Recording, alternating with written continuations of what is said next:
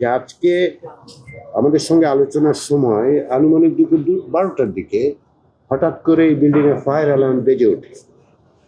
এতে অবশ্যই উপস্থিত আপনারা এবং অবশ্যই রাজনৈতিক নেতৃবৃন্দ সকলে একটু অকস্মাৎ নিরাপত্তাহীন ভোগ করেন, তাতে করে তাদেরকে একটু নিরাপদ অবস্থানে যেতে হয়েছে। এতে করে অবশ্যই আমাদের আলোচনায় বিঘ্ন ঘটেছে, কিন্তু তার চেয়েও বড় কথা হচ্ছে এটা আমাদের কাছে মনে হচ্ছে যে এটা একটু উদ্বেগজনক।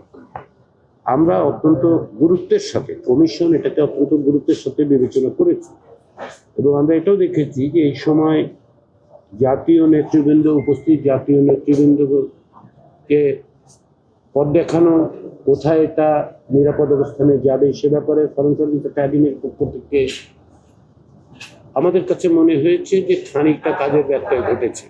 বাংলাদেশের একমাত্র স্মার্ট সিটি বসুন্ধরা এখন আরো নিরাপদ, আধুনিকতায় আরো এক ধাপ এগিয়ে। সেজন্য কমিশন এটার গুরুত্ব বিবেচনা করে ফরেন সার্ভিস একাডেমির রেক্টরকে জরুরি ভিত্তিতে অবিলম্বে তদন্ত কমিটি গঠন করে 24 ঘন্টার মধ্যে জাতীয় ঐকমত্য কমিশন এবং জনসাধারণকে অবহিত করার জন্য আমরা অনুরোধ করেছি। রেক্টরের সঙ্গে আমার বৈঠক হয়েছে, তিনি দুঃখ প্রকাশ করেছেন সামগ্রিক পরিস্থিতিতে এবং ইতিমধ্যেই তাদের পক্ষ থেকে একটি তদন্ত কমিটি নিয়োগ করা হয়েছে। আমি তাকে অনুরোধ করেছি এটা সর্বসাধারণের জন্য প্রকাশ করতে, যে কারা এই তদন্ত কমিটিতে আছেন, এবং তিনি বলেছেন যে আগামী 24 ঘন্টার মধ্যে, আগামীকাল বিকালের মধ্যে মানে একটা তদন্ত প্রতিবেদন আমরা পাব।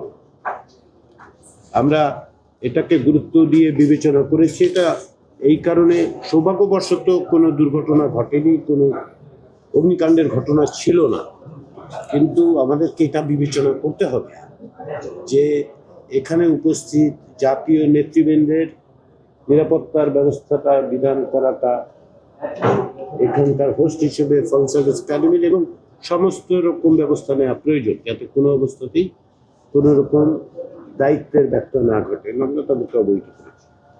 আমি আশা করছি যে ফরেন সার্ভিস একাডেমির পক্ষ থেকে যেভাবে আমাদের প্রতিশ্রুতি দেওয়া হচ্ছে সেভাবে কাজ করা হবে।